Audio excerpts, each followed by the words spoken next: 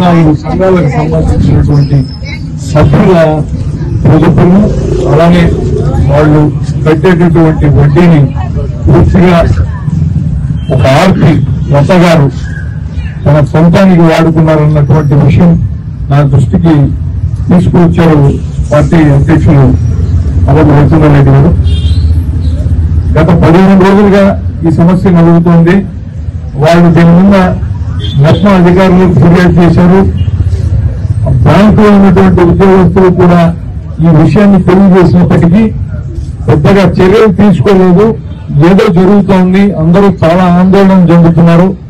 ఒత్తిడంతా కూడా వాళ్ల మీద పడేటటువంటి ప్రమాదం కనపడుతుందన్న విషయాన్ని చెప్పగానే ఎంత డబ్బు అసలు దీంట్లో ఇన్వాల్వ్ అయ్యింది అని అంటే ₹1 కోటి చెప్పగానే నేను ఆశ్చర్యపోయాను. పెద్దలు సిపిఐ నాయకులు పెద్దలయ్య గారు అలానే రాణా గారు ఇక్కడికి రావడం, మీ అందరి పోరాటానికి మద్దతు తెలపడం, మీతో కలిసి వాళ్ళు కూడా పాలు పంచుకోవడం నాకు ఒక మంచి ఇదైతే కనపడుతుంది. ఖచ్చితంగా వాళ్ళ పోరాటం కారణంగా మీ ఎవరు ఆందోళన చెందాల్సిన అవసరం లేదు. వాళ్ళకు తోడుగా వైఎస్ఆర్ కాంగ్రెస్ పార్టీ కూడా మీకు మద్దతుగా నిలబడుతుంది.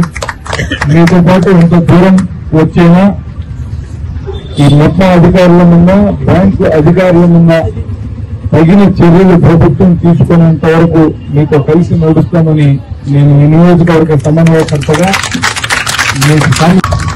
మీరందరూ శ్రమ చేసి పొదుపు చేసి కష్టపడి మిగిల్చుకున్నటువంటి డబ్బును కేవలం ఒక్కళ్ళ స్వార్థం కోసం బలి చేయడం అన్నది అధికారులకు తగదు.